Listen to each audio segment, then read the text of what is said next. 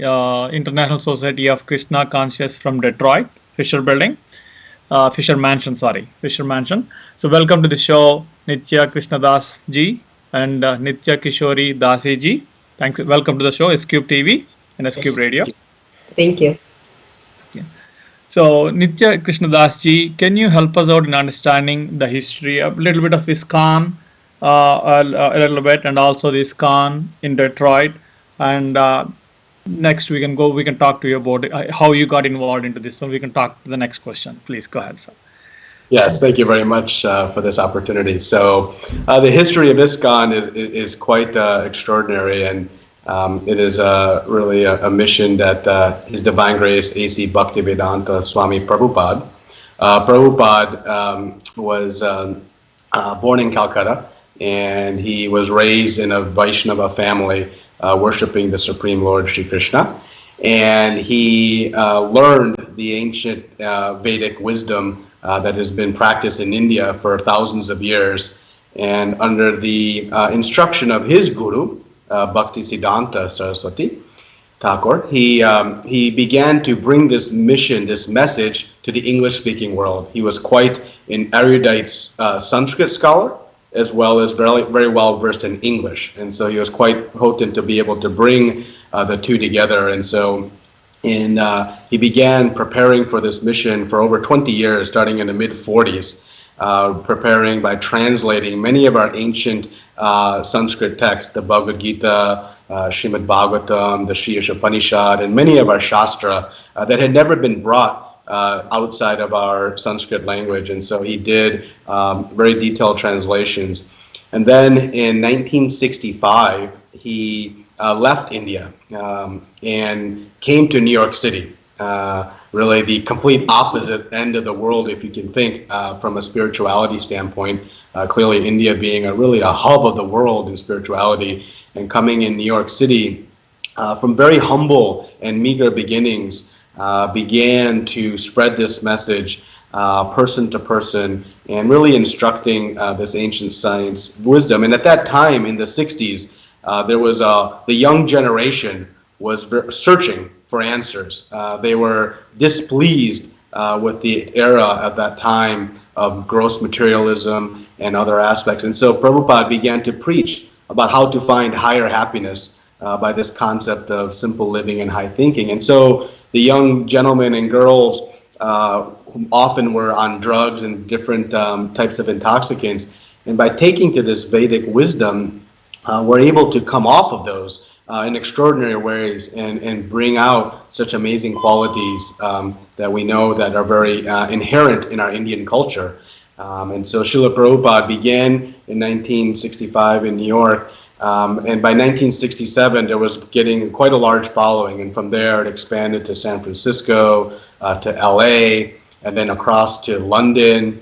And shortly in a span of 10 years, from 1967 to 1977, he circled the globe 14 times, established 108 temples, and was translated over 80 volumes of our Sanskrit literature, and set a foundation for this practice of our Vedic philosophy to continue even 40 and 50 years later. Today, we see ISKCON is actually growing on this foundation that Srila Prabhupada built. And so it's been quite a remarkable story that's taken place. And again, we could speak for hours about it, but I want to make sure we address some of the relevant points here. So that was how he started a movement. And I can talk a little bit about Detroit if you'd like. And sure, please. I mean, we'd like to know more about the Detroit, how did Detroit started, and how you guys involved into this one. Please go ahead. Sure. So in Detroit, Detroit was one of the thriving industrial cities in the 60s and 70s, driven by the auto boom. And so Srila Prabhupada visited Detroit several times and began giving lectures at Wayne State University and other places.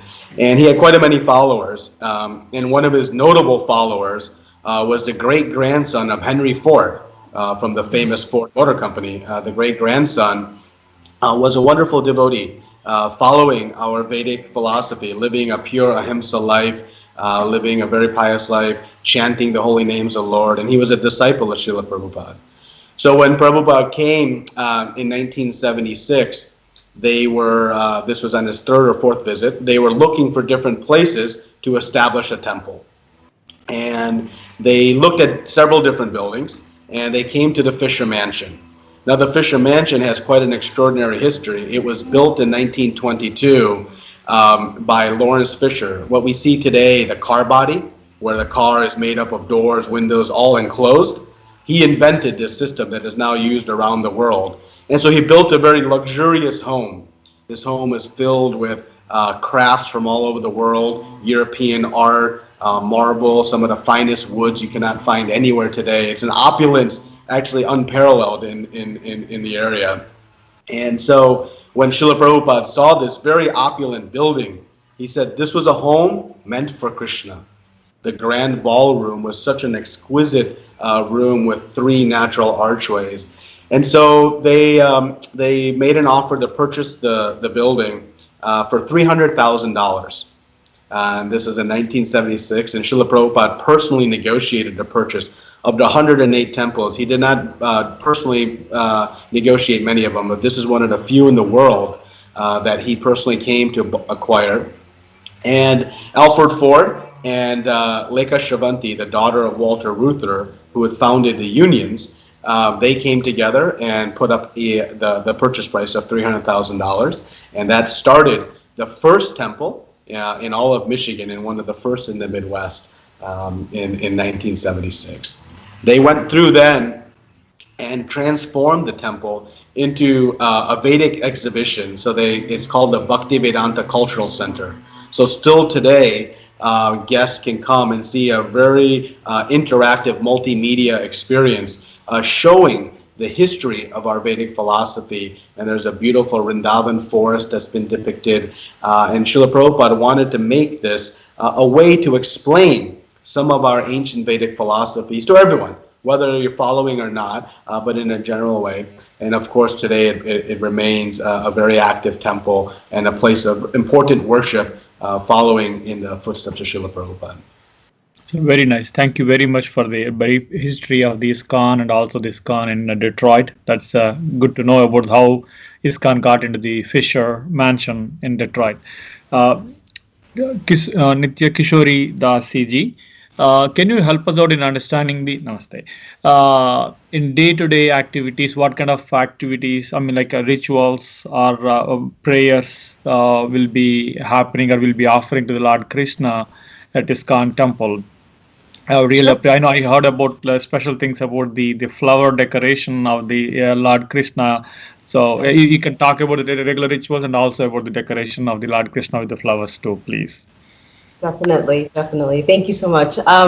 Yes, as far as the regular services that are taking place at the temple, every day, and even with this pandemic going on, it's still occurring on a daily basis. There are 6 different artis that take place. So we start with Mangala Arti in the morning, which is at 4:45 a.m. So that takes place, and then there's Darshan Arti, Rajbhog Arti, all these different artis take place throughout the day. So there's 6 elaborate artis that are being done. And with each arti, there's also a food offering or a food preparation that is being offered to Lord Krishna. So this is still taking place. In our temple, we have 4 altars, excuse me. On one altar, we have Lord Chaitanya Mahaprabhu with Lord Nityananda Prabhu. And then we have our Shri Shri Radha Kunj Bihari, which is right here depicted. And then we also have Jagannath, Baladev, and Subhadra Maya.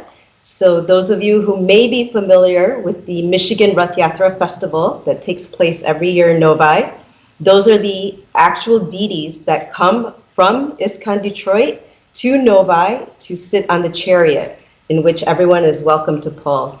So they are also there, established in one altar. And then we have another altar with Srinathji Bhagwan and Bal Gopal. So everyone is welcome to visit. They are also dressed very elaborately on a daily basis. So pujaris in the temple will dress them for in the morning for darshanarti and throughout the day. And then evening again, the pujaris will dress them into their night outfits and then put them to rest. So There's also flower garlands that are offered to each deity on a daily basis for all four of the altars. So these flower garlands are made by hand by the devotees of the temple, very beautifully and elaborately, fresh flowers every day.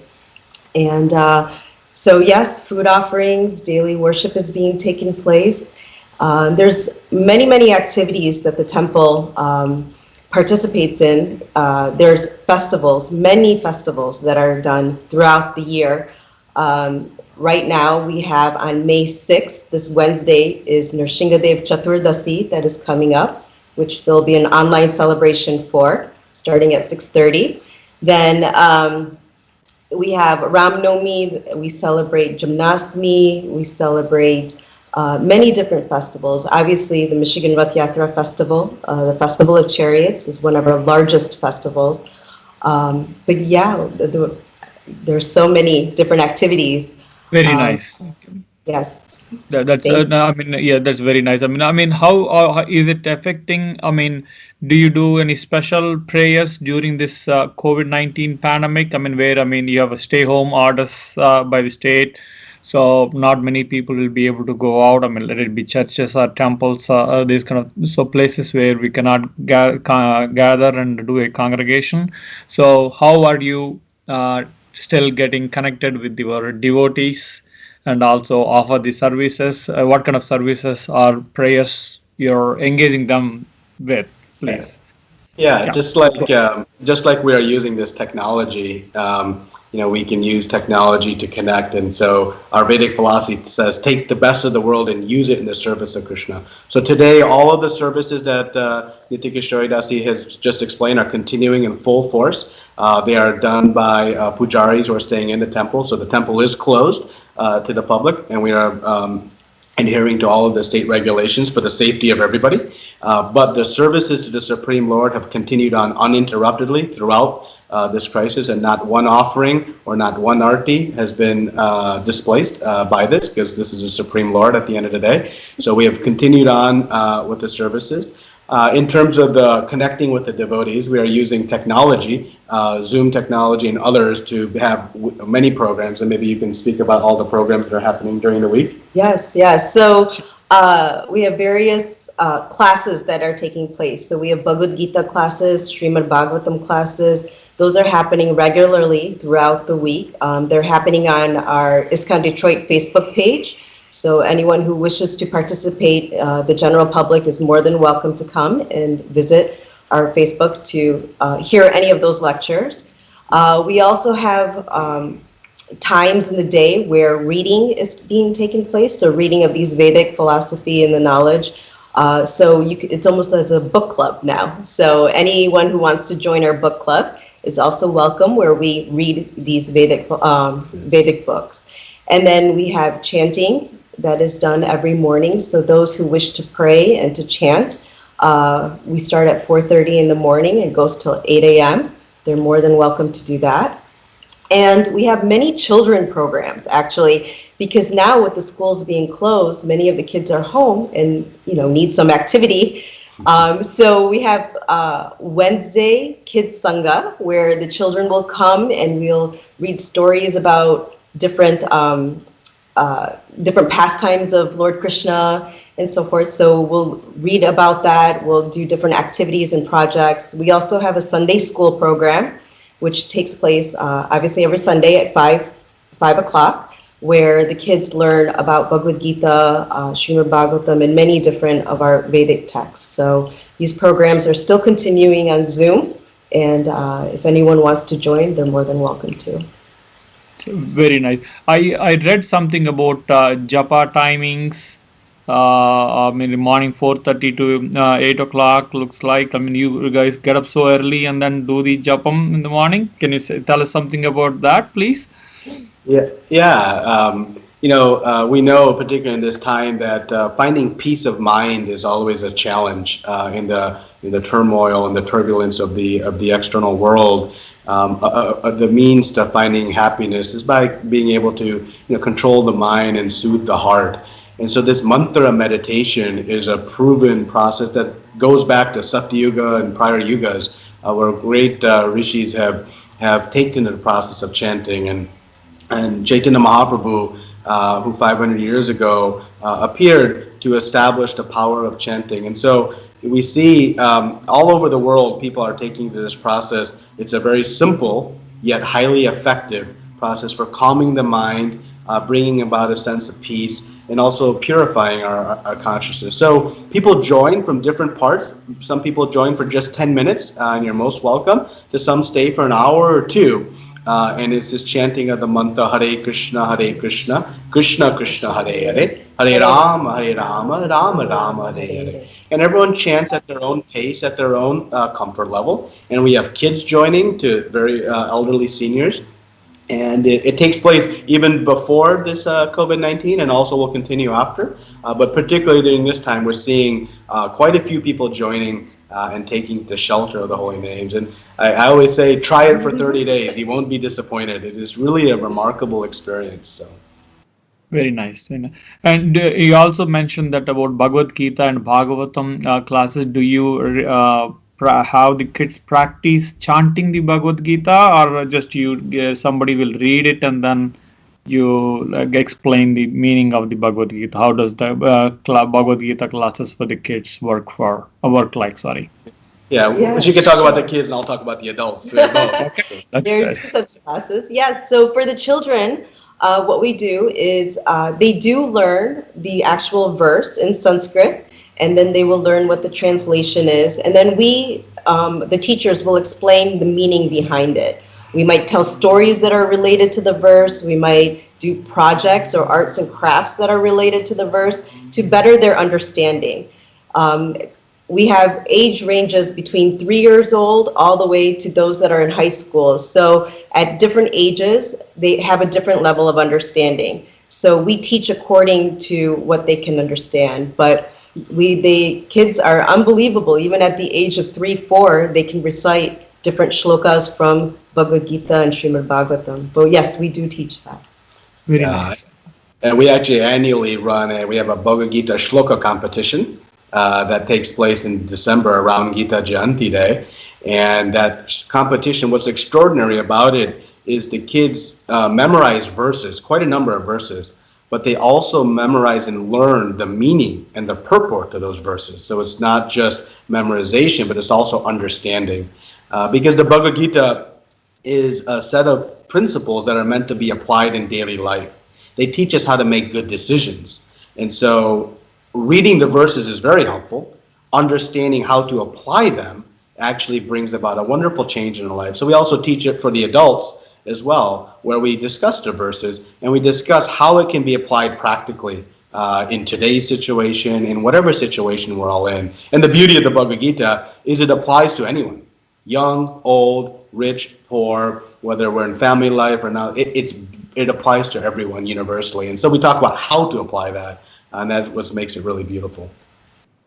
Very nice. So do you also do the Vishnu Sahasranamam, or you just stay with the Bhagavad Gita and Bhagavatam and those things? I'm a little ignorant on the actual ritual, just asking you. Okay. Yeah. We have many devotees who chant Vishnu Sahasranama. We also, again, we chanting the names of Krishna and Rama. And from a reading perspective, we do focus on the Bhagavad Gita and Srimad Bhagavatam. And the understanding is that those are, again, inclusive of all. So there's no, distinctions between them, but they have, the Srimad Bhagavatam is considered the Mahapurana. It is like the ripened fruit of all Vedic knowledge. So when we have a mango tree, the essence of that tree is that ripe mango. So of all the trees of our Vedic knowledge, the Srimad Bhagavatam by Srila Vyasadeva is considered to be this ripened fruit. So again, we have limited time to study so much Shastra, so we kind of focus on that. Yeah. Perfect. That's great. And coming back to the normal administration point of view, how is ISKCON? Detroit is connected to the main ISKCON in New York. Like, is it like a branch kind of a thing? Is it an independent temple and just associated with that one? Or how is the structure, if you don't mind, please? Yeah. Srila Prabhupada was very, very specific in designing the structure that is still intact today. So he was he was an extraordinarily wise person and practical as well as spiritual philosophy. And so he established this as an international society. So all of the temples around the world, there are over 500 today. They are all connected under the umbrella organization of ISKCON, the International Society for Krishna Consciousness. And Srila Prabhupada is our founder Acharya. So he is the Acharya across all. Each temple is its own legal entity. So they are not associated from a legal perspective or an operations perspective. But they all operate under what we call the Governing Body Commission, the GBC. So Srila Prabhupada established the GBC. Actually, his guru originated the idea back in the early 1900s as a way to run and oversee multiple temples. So we all follow the systems that have been established, and the GBC is in charge of making sure that there is consistency. So when you go to any ISKCON temple, you will see the same 6 artis, the same 6 offerings, very elaborate dressing, the flower garlands. Everything is done according to individual taste, but in the same structure, so that there's uniformity around how we practice. So we all work under the larger umbrella, but each temple is individual and distinct, in that. Think of brothers and sisters of one family. Every one has a different 5013C certificate and independent or legal independent. It's okay. Gotcha. Correct. And financially, each temple is individually supported. Oh, okay. Okay. Yes. That's so you don't get any support from the central body in New York, financial support, or you don't support them, or they don't support you. There is no flow of cash between these two entities. Gotcha. That's correct. That's correct. Okay, gotcha. Okay, that's very nice to understand. How the organization works. And how they are independent. And when you say GBC, I read few things about. Interesting to see both. Dasa and Dasi in this show. So it prompting me to ask one question. In ISKCON, there was a talk recently, women cannot become a guru, or should become a guru, or should not become a guru. So, what is your chapter say on that? Because some of the Indian ISKCON temples, they said we don't want to allow women to be the guru. If the moment it happens, we will walk away from this ISKCON. We heard those comments. I would really appreciate your inputs on that, please. Yeah. So at the end of the day, we are all spirit souls. So we are not this body. Whether we are a male or a female in this human life or in any form, we are all spirit souls. And we are all connected to the Supreme Lord Krishna in the exact same way. And we all have this very deep, loving relationship with the Lord that's experienced through bhakti, through service. So we really don't identify externally with the body type, but we really identify with who we are as spirit soul.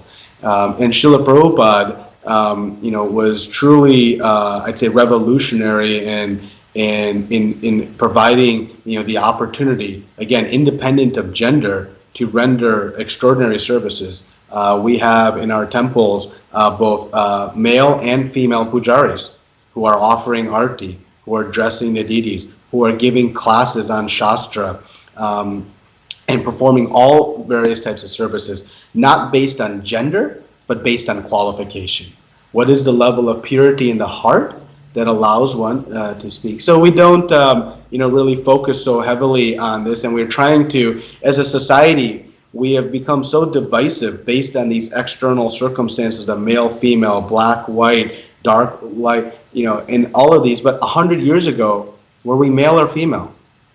100 years from now, are we going to be of this race or another race? At the end of the day, we know we existed. And ultimately, we are all brothers and sisters together, regardless of what this current body is. And so we really work hard to create a feeling of equality, not only amongst the devotees, but in all of society, and even the other living entities, the birds and beasts and other animals. So that's how we really view this situation. And Chaitanya Mahaprabhu explained, to get to the core of your question, that we all should become gurus. meaning we should learn this philosophy and then help others experience it. And so this idea ultimately as a guru is one who teaches the principles of devotional service. And even a child, Prahlad Maharaj, at the age of 5, was teaching his classmates about this great science. So we don't get hung up on so many kind of designations like that. Very nice. Thank you very much for your inputs on this. I mean, at least ISKCON is discussing about this topic. In most of the organization, this topic won't even come to the table. I mean, I don't want to get into the details, but I mean, I appreciate the points and the inputs on this. Thank you. Coming back to the ISKCON temple in Detroit, and how is the Novi chapter branched out? Any idea on that? I mean, it's been at Novi, it's like 10 years or 15 years. I think maybe close to 15 years now. Yeah. So the ISKCON is in Farmington. It's on Grand River Road. Farmington. Yeah. That opened up 2 years ago. We had the grand opening, and so that they are again another chapter, and they are both Detroit and Farmington are under one GBC. And we work together to put on various festivals, and all working under the shelter of Srila Prabhupada. So there is really one family in which we all exist, and different options. So, yeah. Gotcha. So can you talk about your Ratha Yatra, which happens in Novi? I mean, is it a collaboration of both the Detroit and Novi temple? So can you talk a little bit, because it's one of the biggest processions in Detroit, I would say. At least I hear, 5,000 people come in, and there's another aspect of ISKCON is the food. I mean, we can talk about the food in separately. Let us start. If you can elaborate a little more on the Ratha Yatra would be helpful, please. Yeah, maybe the history of Rath Yatra is interesting because in Detroit, the Rath Yatra has been going on since the 80s. And so the early 80s, it was taking place in Detroit and Belle Isle and different places. And the deities, as Nitya Kishore mentioned, Lord Jagannath, Lord Balaram, and Mother Subhadra, they come from the altar in their Detroit temple, and they come to Novi for the festival. So it's a very long history of Rath Yatra, and in its current form, you can give some of the updates on what's happening today with over 12,000 people last year. Wow. Yes. So, the festivities actually start a week before with Snan Yatra, which is the actual bathing of the deities. So they come off the altar, and everyone who comes to the festival has an opportunity to do Abhishek to their lordships. And during that time, we also have our children's Rath Yatra. Since Rath Yatra is a very wonderful and loving festival for everybody, the children also want to participate. And so we have a mini children's-sized Rath in which they get to pull, and that takes place on a week before. Then the actual day of Rath Yatra, the festival starts in Novi around 11 o'clock. In the morning. The mayor of Novi has been participating along with other council members. So it's wonderful to see so many people come out, not only people from like politicians to those in other communities. It's open to everybody. So it's wonderful to see. But yeah, then the opening ceremonies, happens, and then the chariot is pulled through 10 Mile in Taft. It's over a mile procession that the chariot goes, and then ends in a beautiful festival site. So that first park, which is at the corner of 10 Mile in Taft, there's over like 20 tents that are set up with all kinds of food court with various different types of items there. There's an entertainment area where they have several different types of dances and magicians and all kinds of activities happening there. Kids area, there's different demonstrations, cooking demonstrations. I mean, there's a kirtan tent. There's so much activity. So, in fact, like Nitya Krishna Prabhu said, last year we had over 12,000 people attend the Rath Yatra festival. And it always takes place usually the third week in July in Novi. So, yeah. Third week of July. Okay. Very good. We'll be looking forward for that. I mean, this July, for sure. And how, I mean, what is the significance of Ratha Yatra? I mean, it is no doubt it's pulling, 12,000 people to the one place, which is very remarkable event. But I mean, what is the philosophical idea behind the Ratha Yatra? Yeah, it's a beautiful philosophy, and Srila Prabhupada was very fond of Rath Yatra festival. From the age of 5, he was conducting Rath Yatra. Of course, we know Rath Yatra originates from Jagannath Puri in Orissa, where millions attend each year, and it is a very important festival where Lord Jagannath is going from one temple to another. And there's great symbolism in that journey. And it is symbolic of the journey of Lord Krishna after having left Vrindavan and taking residence in Dwarka, is now being pulled back to Vrindavan by the residents of Vrindavan. So those who were missing him in his childhood days were, out of their love, pulling him in a chariot. And as we experience this festival, it is really a festival of pulling the Supreme Lord into our heart. And it's amazing. No matter what your background is, what your experience is, people come to this festival, and the one thing they always say, this is magical and happiness beyond anything I've ever seen. I don't really know what's going on, but I love it. And we hear this over and over again. And so the significance of it is really the Lord. And on 364 days of the year, we go to the temple to see the Lord. We go and make some effort, drive, and go to see the Lord. But on this day, the Lord is coming out to see all those who may not be yet so inspired to go see him. See, the Lord is so loving, and he wants to be reunited with all of his children, that on this day, he decides that I'm going to go out, and I will see everyone. And it is said, whoever sees the eyes of Lord Jagannath on this day of Rath Yatra is guaranteed perfection of life. So powerful. Very nice. Thank you. Thank you for helping us out in understanding the significance of Ratha Yatra. I see in the many temples, I mean, ISKCON is a little different from other Hindu temples. I mean, ISKCON kind of attracts both Hindus, I mean, Hindus in sense, I mean, Hindus who came from India, and also the local population. I see more of local people, I mean, decent number of local people participating in ISKCON. So how is it possible, I mean, of able to attract the local people, local community into the ISKCON culture? Yeah, if you think back to Srila Prabhupada, this whole movement was started by non-Indians. And Yes. he was and because this philosophy again goes to the nature of the soul. It is independent. Today I'm wearing a blue sweater. Tomorrow I may wear a red sweater, but I am not this sweater. Similarly, this body, whatever color it may be, I am not this body. Actually, I'm spirit soul. So the relationship between the soul and the Supreme Lord is independent of whatever body. So when we begin to speak, and Srila Prabhupada would speak and say, if you are a Christian, great, worship the Lord in your way, but do it with love. If you are Muslim, worship your way in love. If you don't know yet Lord, then come and we'll explain to you about Krishna. So it's a very open-minded philosophy, but grounded in staunch philosophy that's been practiced and proven. So we see today, you may be surprised to know, that the fastest and largest growing followers of ISKCON and of our Vedic philosophy is in Russia, Moscow. There are thousands and thousands and thousands of followers who are elaborately and exquisitely following this Vedic philosophy. And it truly proves that this is universal. It's not sectarian. It applies to anyone of all races, on all continents. We're still waiting for Antarctica, the last continent.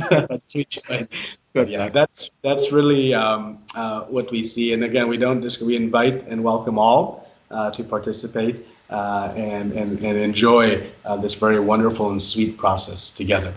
Yeah. Okay. So, what is it difference? Like, I mean, how you usually when with the new people will come in when you are open. I mean, your temple environment is welcoming.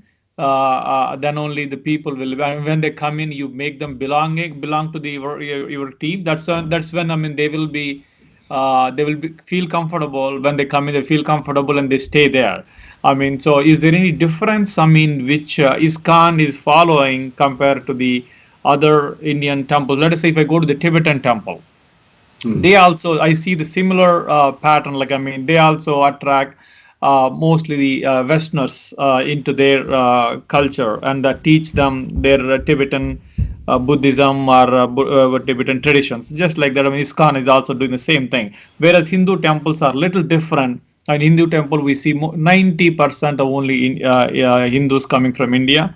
So, is there any different things which ISKCON is following, which other Hindu temples are not following? I would say, what is the special things which you guys are doing? Let me put it that way.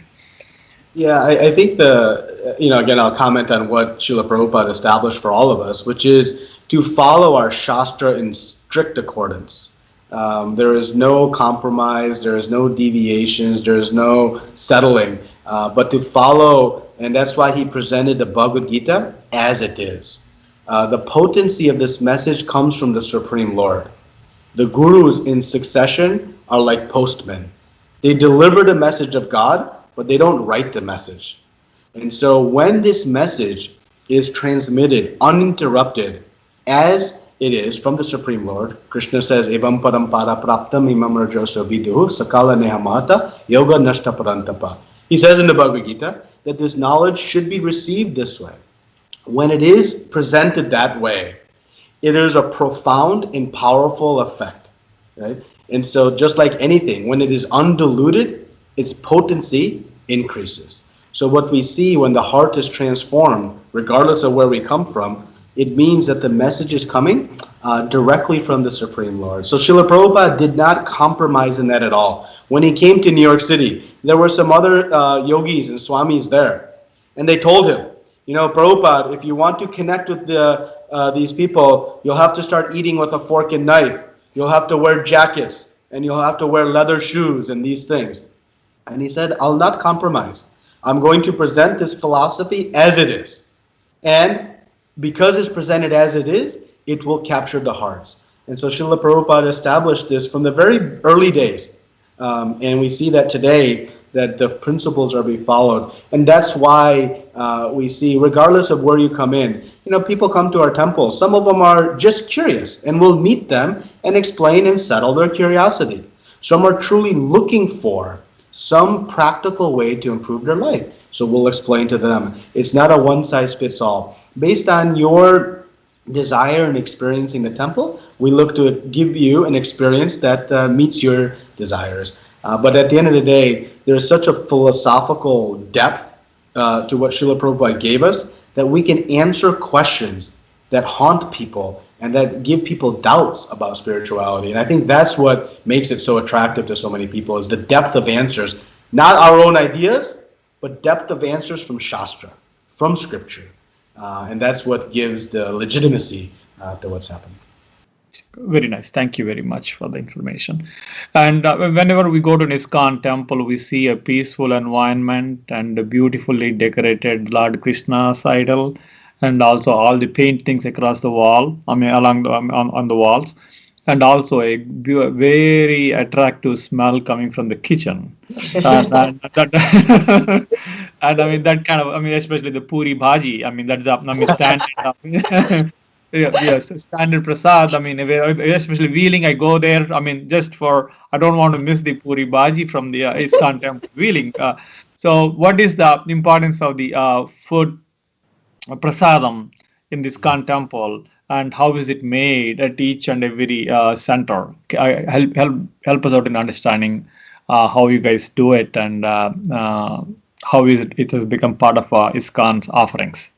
Yes. So actually, when Srila Prabhupada came here, he personally taught, each one of his followers on how to cook and how to prepare. So anyone can cook, anyone can follow a recipe, but the nice thing here is that every individual that learns to cook for Krishna puts their love and devotion into their cooking and so forth. So we take our blessings from Srimati Radharani as we enter into the kitchen, And then as we're preparing, the chanting, the meditation of thinking of Lord Krishna and his pastimes, all of these are the secret ingredients that go into the cooking. And once it's prepared and so forth, and we follow all, when the actual food is being prepared, the bhoga is being prepared, we follow the rules and regulations in that as well too. So every temple, there's no onion, there's no garlic, there's certain rules that need to be followed in cleanliness and so forth. So everything is done according to that, to those rules. And then, once we offer it to the Lord, the Lord actually eats it. Lord Krishna, he sees what we're offering to him, and he's so magnificent, and that he can even eat with his eyes. He's able to do so many wonderful things. So once this offering is given to Lord Krishna and then it's received back, we pray, because this is actual direct mercy from Lord Krishna, so that each and every person who then honors this prasadam, honors this food that has been offered to the Lord, actually receives the direct mercy of Krishna. And those are the secret ingredients. But yes, everyone is welcome to come to the temple and have prasadam.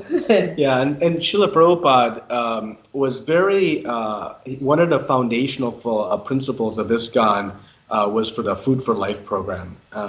When he was growing up as a child, he saw the devastation of hunger in Calcutta, and it really it broke his heart. And he established ISKCON with the principle that no one within 10 miles of ISKCON should go hungry.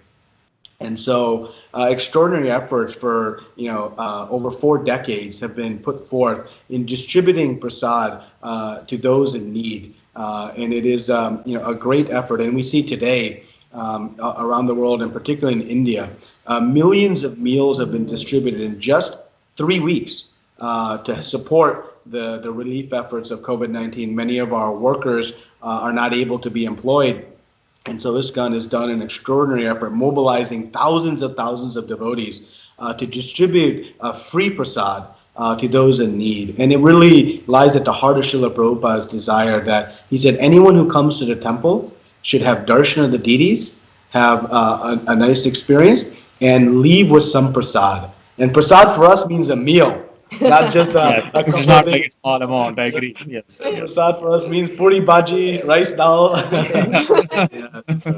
I know. It's a core of ISKCON. I agree. I've seen those centers in India. I mean, the last, I think, 1.5 years back when I was in India, there was a place in Srikakulam, Vishakhapatnam, and they have a small vans and they have a kitchen. So I was wondering, why do they have vans? Then they told me that, I mean, they do distribute the food, I mean, in the neighboring villages. So it's very nice of ISKCON, organization to distribute the food for the needy people. So is there any such initiative going on in the US? I heard, I mean, in Florida, Gainesville, I think they are distributing food during the COVID-19 pandemic time. So do you know any other center in the US offering the food during this time? Yeah, there are a few. U.S. is a little bit more restricted from the regulations and some of the state laws because of the requirements for social distancing. So the ability to do the Food for Life is a little bit more restricted in the U.S. Relative to some other parts of the world. So there are a few programs going on, as you mentioned, Gainesville. There's some activities in New York, and we're also doing some Food for Life here. Just last week, we distributed prasad at a homeless shelter to feed those in need. And so we have to do it in a little bit more structured way through there. As you know, in India, Prime Minister Modi himself has supported and commented on ISKCON's leadership in this food distribution under the direction of Gopal Krishna Goswami Maharaj in Delhi. And so there's much support. Here we have to work through the government a little bit, and for rightfully so. They have good rules that we want to make sure we adhere to. Gotcha. We're very nice to hear about the prasad and also the food donation initiative all over the world, which is nice. And how is when I speak to many temples during this time, they are doing the regular rituals and everything, and they're getting connected to their members base or devotees through the Facebook or Zoom or other tools.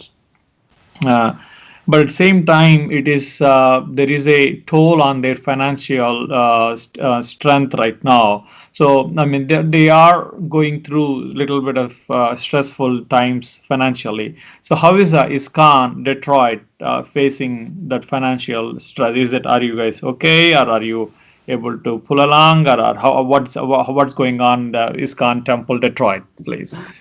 Sure. Ultimately, we rely on the mercy of the Supreme Lord. He is the provider of everything. And Srila Prabhupada built this movement with $7 in his pocket. And he left this planet with 108 temples and millions of books distributed around the world. So everything comes from the Supreme Lord. And he inspires his devotees, his children, to support his service. And so ISKCON Detroit is managing through the crisis with wonderful and loving support of so many families around the state. And though, as I might have mentioned, this being the first temple in all of Michigan, in everyone's heart, there's a sweet spot for this, because anyone who came from India, particularly, the first temple they went to was Shri Shri Radha Kunj Bihari, and so we have good support. Of course, we are managing expenses very tightly and being very fiscally responsible, so that we can manage through it. But again, none of the services have been interrupted. All of the daily worship, everything is continuing on as it is, and we're very grateful to all of our members and donors who have supported through this crisis, and always do in all of our festivals. Everything we do, as you know, at all temples, there is no cost, no free. Even Rath Yatra, feeding 12,000 people, it comes by the generous support of our donors. So we're doing okay, and we're managing things very carefully. That's nice. I mean, that's good to hear. And I have one more question. When I was talking to the ISKCON New Jersey Guruji, I forgot his name. I'm sorry about that. We were talking about a social aspect of the volunteers within the ISKCON community. I mean, let us say, most of the volunteers, they give their most of their time in their life to the ISKCON. So, but when it comes to their retirement time, they have less, benefit. But they don't have a little less social network. Or safety nets for them. Social security, those kind of things are very limited for them. So I heard, ISKCON is providing few things. Like retirement homes, those kind of things. But will it be applicable? You mentioned that these chapters are legally independent. So how that particular parameter is benefited to the other volunteers in different chapters? Any idea on that? Yeah, so just to remember, or maybe I can explain that most of our members are all family members. Grihastas working, living outside of the temple, having jobs and family, and then supporting the temple. So most of the members of ISKCON are supported through these different other kind of traditional programs, I may say. Okay. And so it is the the full-time pujaris and priests that are kind of serving in that capacity. And so we as grihastas will come together and provide different facilities for their support and maintenance as a community. But again, most of the members are in, there's both Nitya Kishore and I are living about 30 minutes from temple. I'm a businessman and she's a homemaker. And so we have, jobs, but again, fully committed to the process. And that's the beauty of this. But so that's how the social support. And you're right, there are different homes where seniors can participate and take residence. There are different farm communities that provide very peaceful and wonderful living, which members are welcome to join and participate in, and being supported by the whole congregation. Gotcha. Yep. Thank you very much. Is there, can you talk about any other special activity at this like Julan program, or a Jula program, or any other program at the ISKCON temple, please? Sure. Yes, so Julan Yatra, it comes closer to the end of summer, around fall time. and so forth. So that's one festival in which everyone is welcome to come to the temple. And the Utsav deities of Shri Shri Radha Kunj Bihari are actually put on a jhulan, and they're able to, anyone who comes is welcome to swing their lordships. We have other festivals like Radhastami, the appearance of Srimati Radharani, in which Radha Kunj Bihari is dressed in a full flower outfit. So the entire dress is made from fresh flowers. So everyone's welcome to take darshan of those beautiful festivals. Govardhan Puja is another wonderful festival we have, which if anyone has that desire to cook for the Lord, to make offerings on that day, you can bring your offering to the temple, and it is offered on a big hill. We make a hill that looks like Govardhan and so forth. And so it is offered on that hill to the deities. So many people in the public are welcome to come and also participate in that. And we celebrate Diwali at that time as well, and light lamps and so forth for the deities. So many festivals are celebrated. Krishnastami, probably another big festival you have. Janmashtami. Yes. That's the It's a biggest big- festival. That's a big That's the biggest festival at the temple. Rath Yatra is the biggest in total and at the Yes. temple.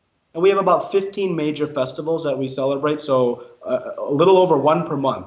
We have, just like coming this Wednesday, we have Lord Nrsingadev Chaturdasi. And so like this, we have many, many festivals that we celebrate as a means for our community to come together and experience the bliss and happiness of a spiritual life. Yeah. Gotcha. Very nice. Thank you very much for explaining all the activities of the temple and how you are getting involved in the temple and the social services in the temple by giving the food for life kind of thing. And do you have any message to our audience or listeners? Any from this ISKCON temple, please go ahead. Yes, and I can speak on behalf of any ISKCON temple. I know we're speaking to a global audience, and really invite anyone to come and experience the mercy of Srila Prabhupada. He performed the greatest of humanitarian work by weaving, the comforts of Vrindavan at the age of 70, and endured through great effort to bring to all of us this opportunity to experience perfection of life through a spiritually centered existence. And he has left us with many books, many temples, and a process by which we can, in a very comfortable means, experience Krishna consciousness. And would like to invite everyone, especially during this time of COVID-19, to take the opportunity to chant the holy names of the Lord. If there is truly a global movement of chanting the holy names of the Lord, we can overcome this virus very, very quickly.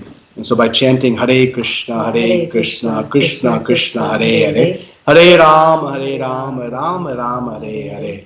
Just do it even 10 minutes a day. There'll be a profound effect of the world. And so wish everyone a very blissful journey in their spiritual life and the best of safety, and pray for everyone's well-being during this time of COVID-19.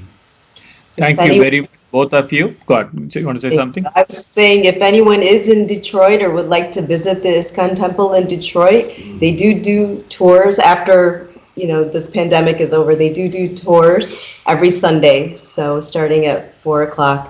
So everyone is welcome to join. Thank you very much, both of you. And thanks for your service and also all your supporting volunteers and your prayers. Thank you once again. Have a nice rest of the day. Thank you. Thank you for. Thank you. Hare Krishna. Thank you. Hare Krishna.